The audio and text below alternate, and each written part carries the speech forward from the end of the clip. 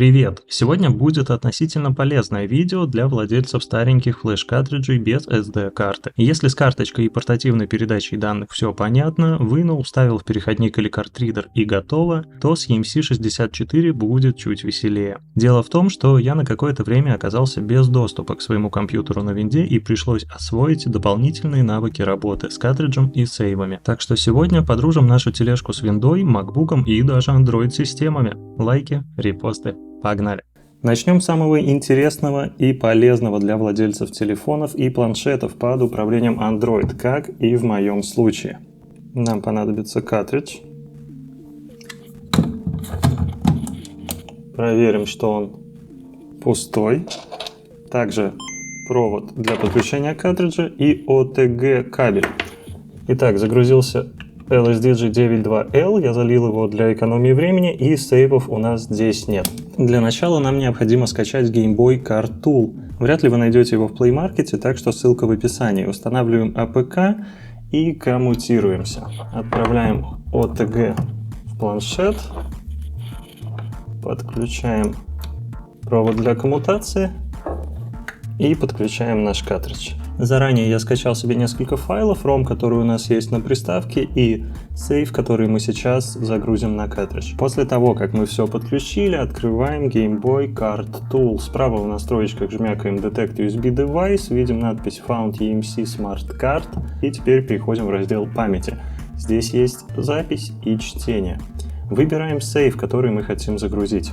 Здесь есть трек, YouTube трек. Мы можем зажать на пустом месте, и появляется менюшечка. Можно экспортировать трек, экспортировать все треки в SNG формате, удалить и заменить. Мы заменим пустой трек, у меня есть еще один SNG файл для проверки, и добавляем его в сейв. Теперь у нас здесь два трека. Дальше мы хотим записать наш сейв на картридж и жмякаем «Отправить на карту». Он спрашивает, хотим ли мы перезаписать данные, и мы хотим. На удивление, передача данных достаточно быстрая, мне кажется, это даже быстрее, чем на Windows ПК. Запись завершена, давайте проверять. Отключаем устройство, вынимаем картридж, включаем наш чудо Game Boy, и у нас здесь есть два тюна, первый и второй. Запускаем.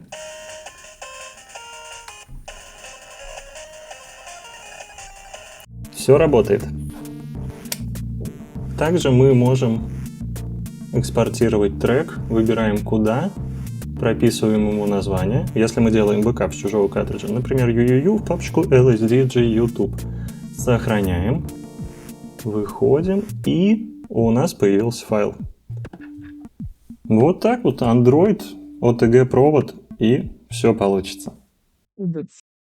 Переходим к классическим Windows машинкам. Есть два варианта работы, очень старый и более современный.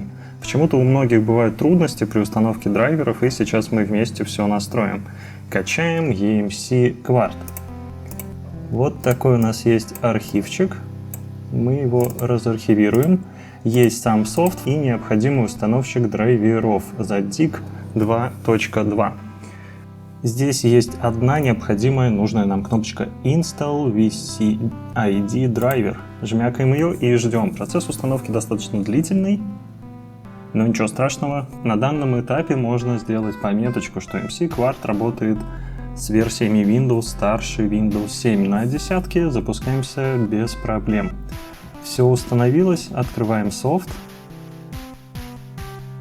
Делаем его побольше, и как вы можете видеть, у нас есть зеленая лампочка, которая означает, что картридж присоединен. Он видит 9.2L, наши два рома. Что мы здесь видим? Мы можем записывать и считывать с карты памяти, можем записывать ROM, записывать сейвы и выбирать банки памяти. На смарт-картриджах 64 есть два банка памяти, но стоит учитывать, что у вас один сейв сохранения на обе стороны. Вы можете накачать на одну сторону LSDG, а на другую игры. Для начала попробуем прочитать данные. Наш сейв, который с помощью Android мы скачали. Прописываем имя LSDG Save. Нажимаем «Сохранить» и кнопочку «Start». Стрелочка показывает, что мы с картриджа сейчас будем бэкапить.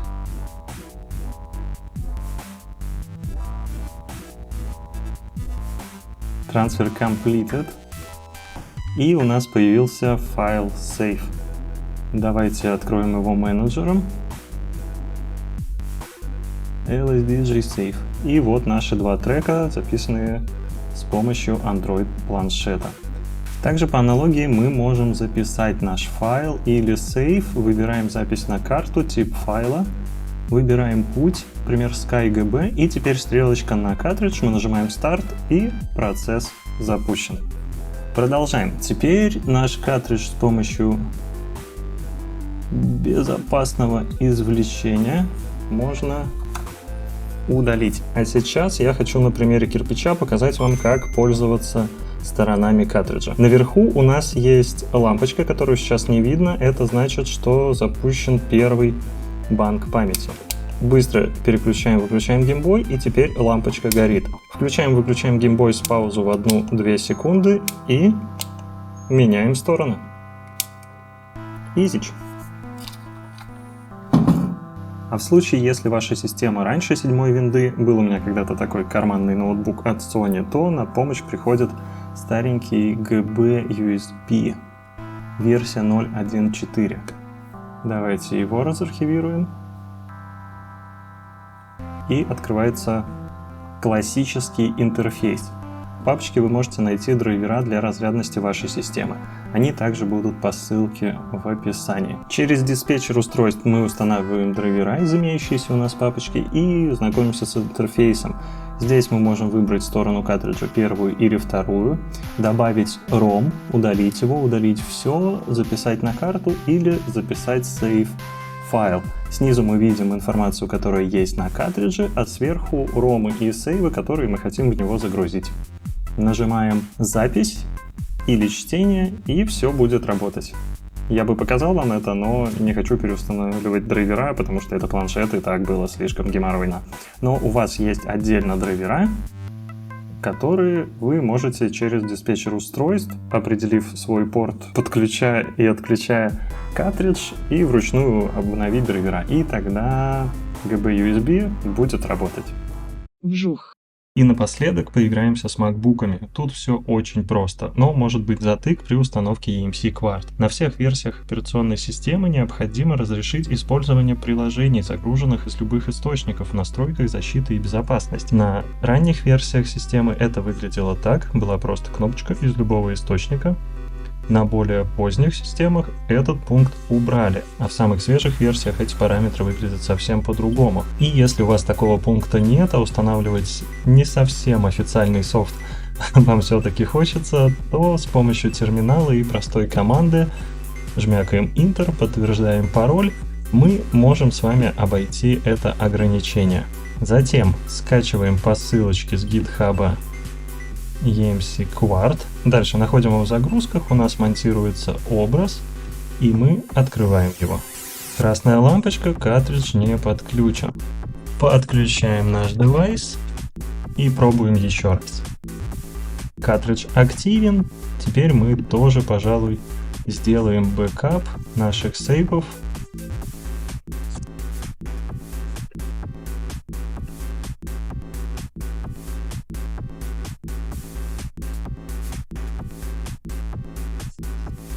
И все работает в обе стороны.